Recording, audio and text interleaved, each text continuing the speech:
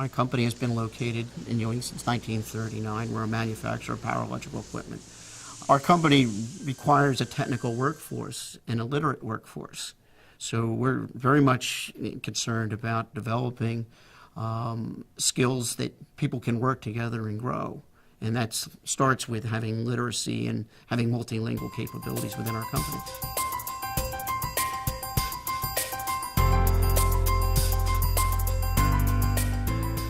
Mercer County is located between the two urban areas of New York City and Philadelphia, and has equal access to both, especially with the transportation network that we have here in the county.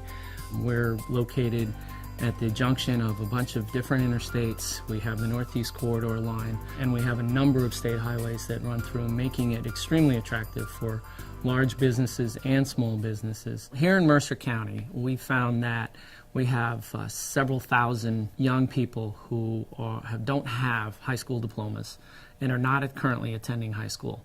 And 39% of those have only achieved an 8th grade education level. 39% of a group of 38,000 people in this county that haven't even reached the high school level is a huge challenge for us. And nationwide, we see similar numbers, but they're not as high as they are here in Mercer County.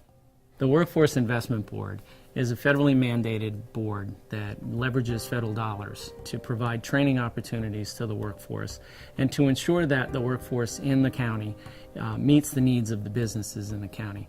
It's focused on the local businesses and the industries that exist within the local area in order to provide them a vibrant, well-educated workforce. The Workforce Investment Board has a literacy committee that works with a local consortium that is made up of representatives of Mercer County Community College, some nonprofit groups, and provides programs throughout the county, not just in one location, to meet the needs of the workforce that is requiring this remedial education. We provide not only literacy training, reading and writing, but numeracy training, which is the mathematics. And we provide assistance in obtaining the GED, which is the equivalent of a high school diploma.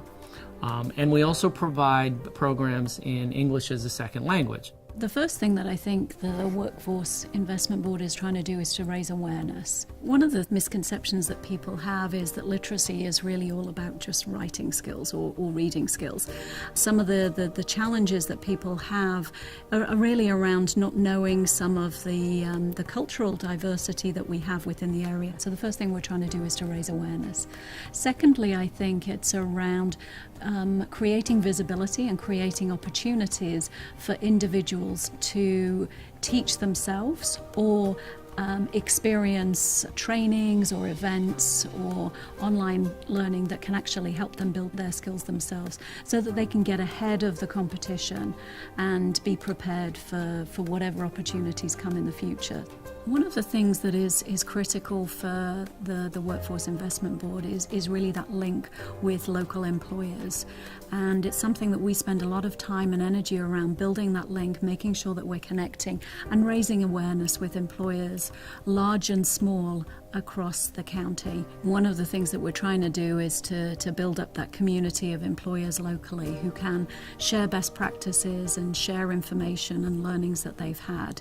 So if anybody is looking to introduce flexible working or struggling with, well, how do I handle the actual reimbursement side of things, then what we can do is to put people in touch with others and give them some helpful tips and advice about here's some things to consider and here's the do's and don'ts of how to do it as well, rather than them having to learn themselves, that we can share the lessons that others have learned ahead of them.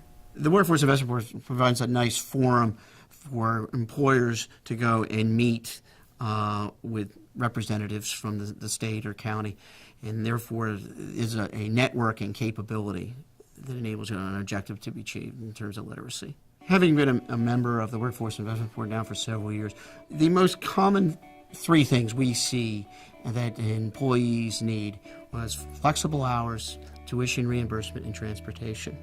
Being a member of the community and having a business in the community is extremely important, that we hire from within our community. This helps property values and helps the other businesses that are interlinked. So if we are able to train our workforce locally, it is just a win-win for everyone involved, as opposed to exporting our dollars and not helping our own tax base, if you will. We want to think out of the box and work with the employers to tell us what needs they have.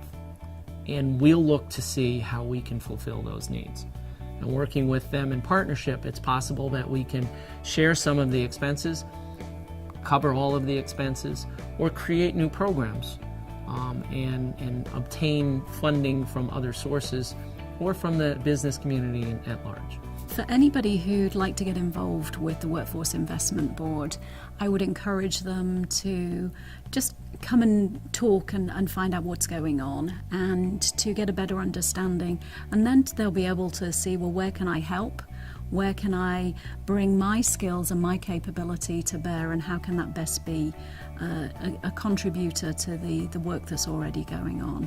I would encourage others to do so, because I think no matter how much you put in to the local community, I think you always get more back in return than you ever put in as well.